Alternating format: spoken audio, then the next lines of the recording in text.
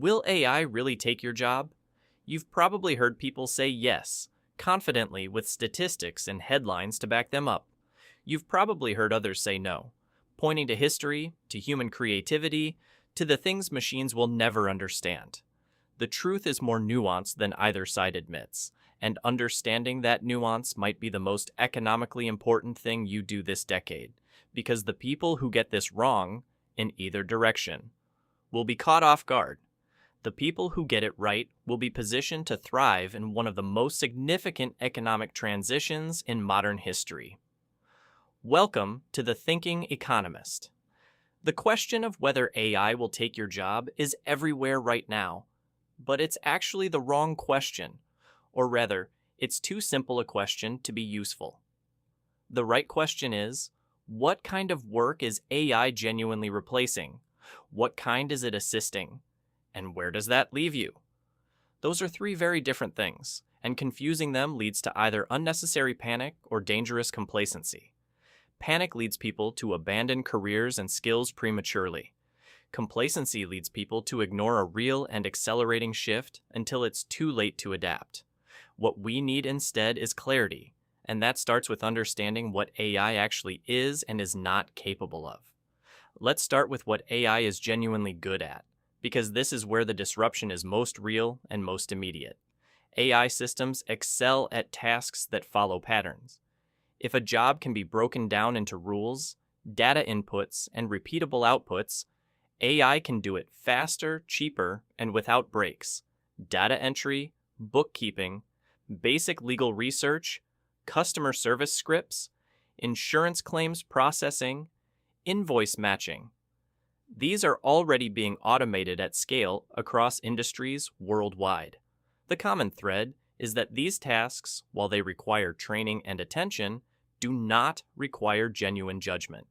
They require execution. And execution is something AI is extraordinarily good at. If your job is primarily about processing information according to fixed rules, that job is under real pressure right now.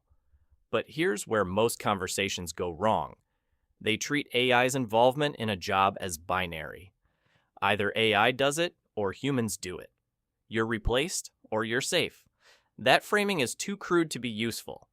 The most important distinction to understand is the difference between AI-dominated jobs and AI-assisted jobs. In AI-dominated roles, the human is removed from the process entirely. A machine does the work end to end. In AI-assisted roles, the human is still central, but they now work alongside AI tools that make them faster, more accurate, or more capable. Most jobs are moving toward the second category, not the first. The human isn't replaced, but the human who knows how to use AI replaces the one who doesn't. That is perhaps the single most important sentence in this entire video. This shift is already visible across professional industries.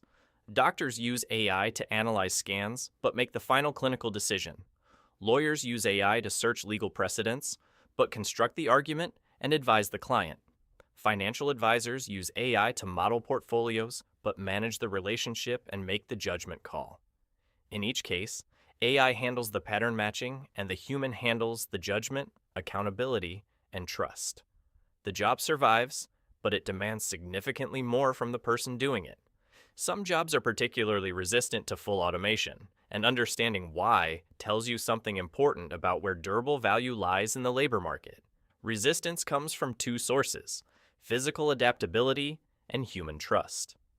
On the physical side, skilled tradespeople, plumbers, electricians, construction workers operate in environments that are genuinely different every single time. No two job sites are the same. Robotic systems still struggle enormously with this kind of unstructured, improvisation-heavy physical work. They perform brilliantly in controlled factory environments. They fail in the messy, variable reality of most trades work. On the trust side, trial lawyers stand in front of a jury and persuade human beings. Therapists work in a space where the entire relationship depends on a client feeling heard by another person.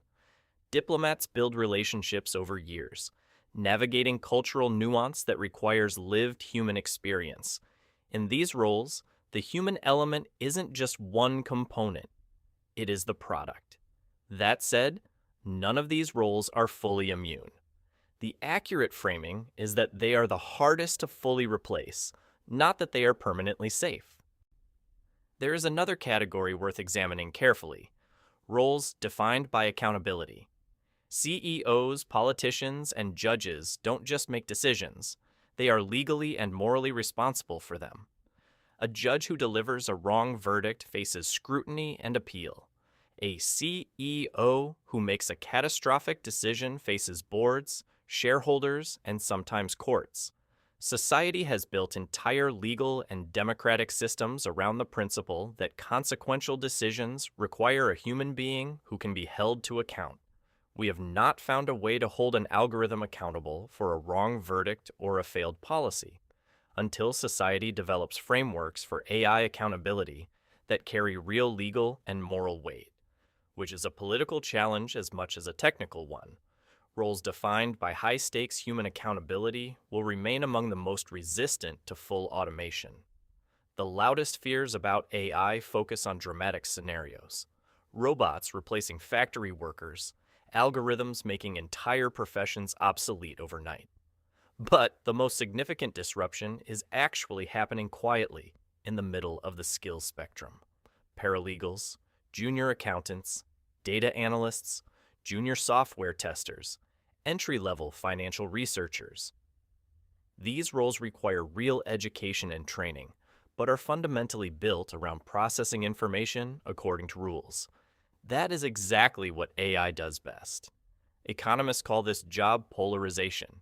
Technology tends to squeeze out the middle of the skills distribution, while high-skill creative work at the top and low-skill physical work at the bottom prove more resilient. This has a sharp and underappreciated consequence for young people entering the workforce today. For decades, the standard path into a professional career ran through entry-level positions that were, by design, relatively routine. You joined a law firm as a junior researcher.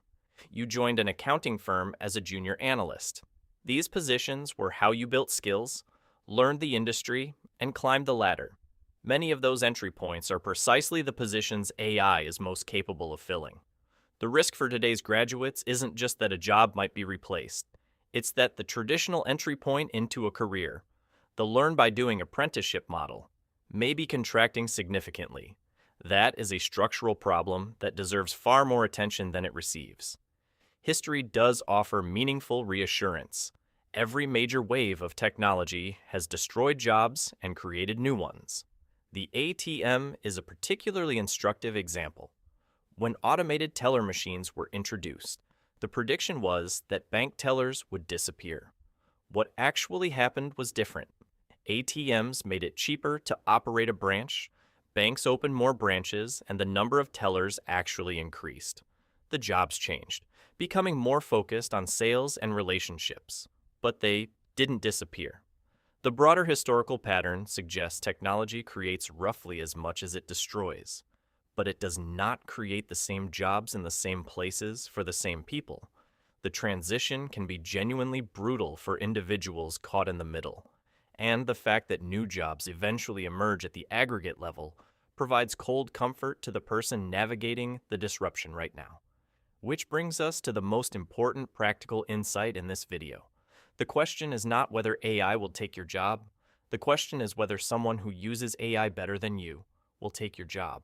That reframing changes everything. The professionals pulling ahead across almost every field are the ones who have integrated AI tools meaningfully into their work. They produce more in less time, at higher quality, and can take on more complex problems because AI handles the routine elements. In a competitive labor market, that gap matters enormously. Adaptability, the genuine willingness to learn new tools, update your skills continuously, and evolve alongside technology is becoming the single most valuable economic asset a worker can have. More valuable than any specific technical skill, because specific skills have shorter shelf lives than ever before. This challenge looks very different depending on where in the world you are. In developed economies, workers facing displacement have access, imperfect but real, to retraining programs, unemployment support, and diversified labor markets.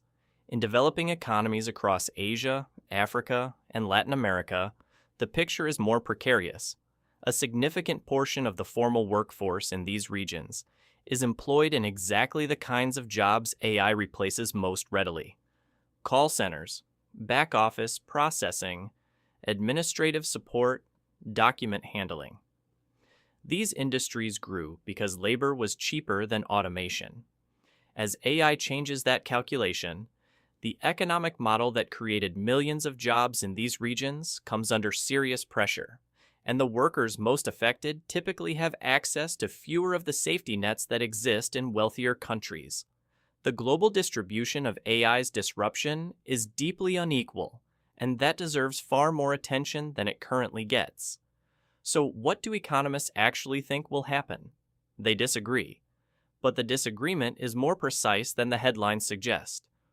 Almost no serious economist disputes that AI is disrupting labor markets and will continue to do so. The debate is about scale and speed. The pessimistic view holds that this wave is different from previous ones.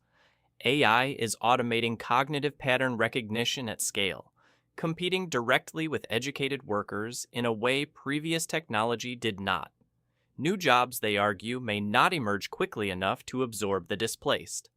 The optimistic view holds that AI will drive a productivity boom, generate real economic growth, and create entirely new industries we cannot yet anticipate, just as the internet created industries in the 90s that nobody predicted in the 80s. Both scenarios contain real possibilities, and the outcome will depend significantly on policy choices and how quickly workers and institutions adapt. On policy, no clear consensus has emerged. Large-scale retraining programs, helping displaced workers develop new skills, sound straightforward, but are extraordinarily difficult to execute. Identifying which skills will actually be in demand years from now is genuinely uncertain. Retraining adults with established lives and financial obligations is far harder than training young people entering the workforce fresh. Universal basic income, a regular unconditional payment to all citizens regardless of employment, is more radical and more contested. Proponents argue it would cushion the transition and preserve consumer spending.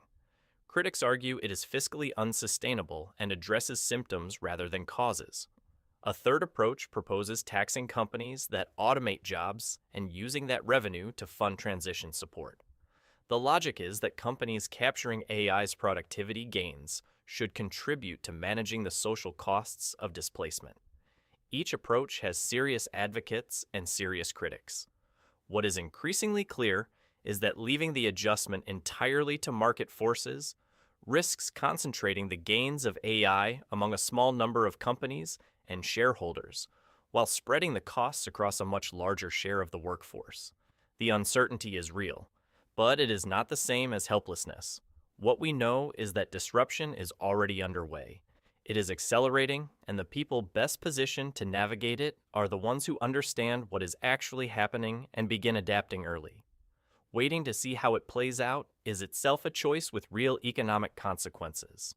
Throughout history, the workers and institutions that adapted earliest to technological transitions captured the most benefit. So here is the honest answer to the question this video started with. Will AI take your job? It depends on what your job actually is, and what you choose to do about it. If your work is built primarily around pattern-based information processing and you make no effort to adapt, the risk is real and present. If your work involves physical adaptability, high-stakes human trust, or genuine accountability for consequential decisions, you are in a more protected position, though not an invulnerable one. And if you are willing to understand these tools, integrate them into your work, and continue building the distinctly human capabilities that AI cannot replicate: judgment, relationships, creativity, accountability. You are not just protected.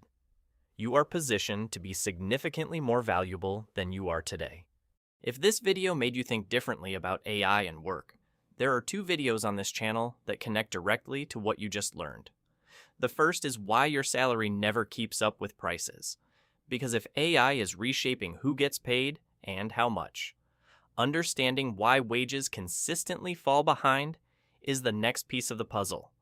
The second is, if you're not getting rich, where is all the money going? Because the same economic forces driving AI adoption are also driving the concentration of wealth at the top. And that video breaks down exactly how that happens. Watch one, watch both. Either way, you'll leave with a sharper understanding of how the economy actually works. Please like, share, and subscribe so you never miss a video, and feel free to share any questions, feedback, or topic suggestions in the comments section. We'll see you in the next one.